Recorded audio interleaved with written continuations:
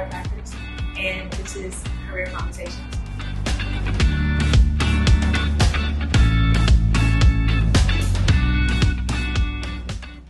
Day in the life of Toy and I, we really try to get up early because we want to practice what we preach, and that's very important to us. So we'll get up around 4:30, go to the gym before we come here. And that's a very important step just because we need our bodies to be warm because we're working on people every single day. We'll come to the office, our hours kind of vary, but most of them in the morning or whatever, and we're working all the way until 7:30 or 8 o'clock. We start just how we start any other day, kind of in healthcare field. You're going to look at your notes, make sure that you see who everybody is on the schedule, know what's going on with them. And then once our patients are rolling in, we ask a lot of questions. It's not just the first time that they come in, we're continuously checking on them. And then we'll have to send out our texts, like follow-up visits and stuff like that, to make sure that they're doing okay.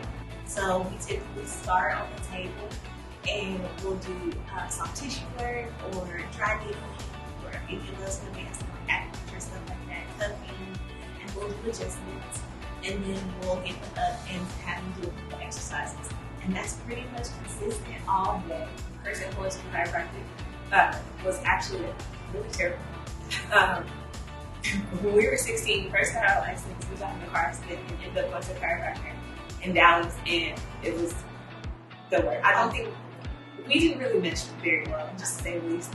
And I thought I would never go back to the chiropractor. So fast forward when we're at UT and we're doing our internship with Train for the Game. It's a sports performance gym in Austin. They had a chiropractor inside of their facility. His name is Dr. Jordan. He is now our mentor. And he kind of talked to us. We had some other friends that were talking to us that were going through the program too. And they were like, hey, look, I think y'all can do this. We're like, I don't really know. But he is the one who changed our mind about chiropractic. And now we still bounce ideas off of him all the time. He knows every step of our business, and he's been super supportive along the way. We're just really thankful. Shout out to Dr. Jordan at Wellsport Austin. The best part of our job is helping people. We see people from different walks of life every day, all the way from newborn babies to, the elderly. And so being able to help them with whatever problem they have is really probably the most rewarding thing. Or like getting that text the next day and say, hey, like I feel way better than I have in months. Thank you. That's the best part. That's what I was gonna say. Okay. So I would say that the best part of my job is really the same as what you just said. Just knowing that you are making a difference in helping people. And just getting them back to doing what they love to do. It's like we've always wanted. It's honestly a gift. So advice I would give to someone who's looking to get into sport management, physical therapy, chiropractic, is to try to seek out these professionals and shadow them. Because I feel like it's hard to kind of say that you want to do something and you never really experience what that actually is like.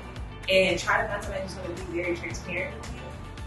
Like us, like I'll tell you about the good days, I'll tell you about the bad days. The first day we had 0 patients because we was open after a snowstorm. Our patients were getting rescheduled. You need that transparency. And it just helps in the long run so you can really see it. Because people will give you their short version of, I just opened and automatically was successful and now I have all these businesses. It doesn't always work that way. And I guarantee you they're giving a time-lapse testimony of what actually happened in their life. So if you do seek out these professionals, make sure that they are willing to tell you from start to finish how it looked. Even the ugly parts. I would also add to that you just need to be okay with spending time. All of those professions, they require you to spend a lot of time learning, a lot of time growing, a lot of time practicing, and it may not seem easy. It's kind of daunting to think about, but just keep going. If that's really what you want to do, and that's really what you're passionate about, take the time because everything worth doing in life requires time. So if you guys have the opportunity to be part of the practical course or the internship program, I would highly suggest that you do it.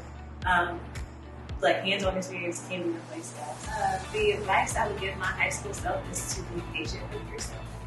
I'm kind of impatient with my goals sometimes. I don't know if that's where some of you are, but it's okay if you don't have everything figured out, and it's also okay if plans change. I never had any intention on being a doctor, ever. So I didn't even like science in high school. So now you see how I've come full circle, and that can be the same thing for you. So just keep your options open, be patient with yourself, and if it's something that you really want, don't be afraid to go after it.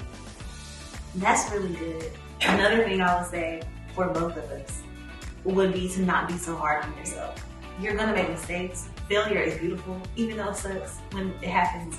It's beautiful because you can learn from it and you can continue to keep growing, and that's what we're all supposed to do. When we stop growing, we're dead. So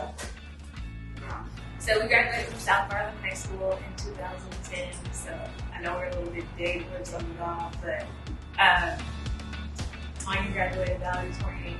I graduated salutatorian. It was everything we expected and not everything we expected at the same time. We had to really fight for it. We knew our parents probably weren't going to be able to afford to send both of us to college at the same time. So we said, hey, we need to work really hard to figure out how this is going to happen, because college wasn't, like, we knew we had to go to college. It wasn't an option for us. So broke down, studied really hard, also played a few sports there too, and ended up finishing up to our house. So it's worked out pretty well. On his graduation day, we decided that we wanted to speak together. I don't really think that was ever a question, and I certainly didn't want to give that on myself. So Toya and I talked, and we decided that was what we wanted to do, and we wrote a joint speech, mapped out who was going to say what, and it made it more comfortable for everyone. We both hate public speaking, so that was fun. Probably the worst speech we both ever gave, but I mean. But yeah, it was fun, and I'm glad that we got to share that experience together. So this is Dr. Toya. I'm Dr. Tanya, and we just want to say thank you to Dallas ISD for allowing us to have some career conversations.